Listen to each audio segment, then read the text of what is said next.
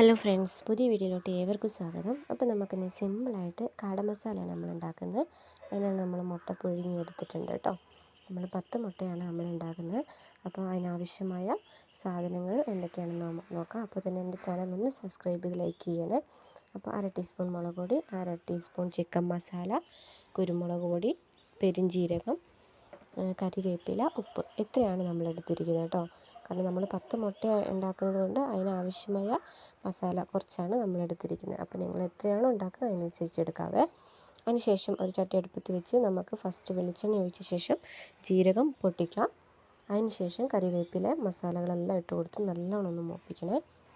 Hello friends, അപ്പോൾ എൻ്റെ video എല്ലാവരും ഒന്ന് സബ്സ്ക്രൈബ് ചെയ്ത് ലൈക്ക് ചെയ്യണം കേട്ടോ.